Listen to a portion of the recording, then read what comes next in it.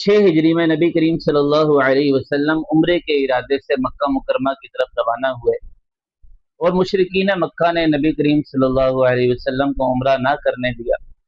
इसके बाद मुशरिकीन मक्का के साथ एक मुआहिदा हुआ जिसको सुलह हुदैबिया का नाम दिया जाता है, और उसमें यह तय हुआ कि नबी करीम सल्लल्लाहु अलैहि वसल्लम इस साल तो नहीं लेकिन अगले साल तशरीफ लाके उम्रा फरमा सकते हैं। नबी करीम सल्लल्लाहु अलैहि वसल्लम जब अगले साल रवाना हुए, सहाबा इकराम रजी अल्लाह तआला अन्हुम को ये शुबा था, ये खतरा था कि मुशरिकीन मक्का अपने वादों का ख्याल तो रखते नहीं है, मुआहिदे की परवाह तो करते नहीं है, तो मुमकिन है वो जंग करने लग जाए।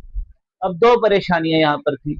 एक ये कि वो हरम है जहाँ पर लड़ना झगड़ना लड़ाई करना जंग करना मना है। दूसरी बात यह है कि ये मुकद्दस महीने हैं, हुर्मत वाले महीने हैं। वो कौन कौन से महीने हैं? जुल्कादा, जुल्हज्जा, मुहर्रम और रजब।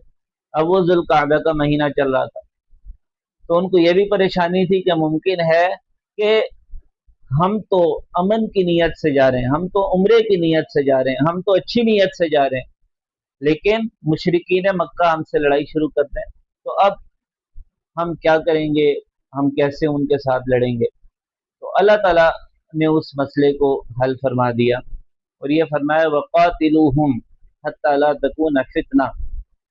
आप इनसे जिहाद करें, इनसे लड़ाई करें यहाँ तक कि शिर्क का फितना खत्म हो जाए।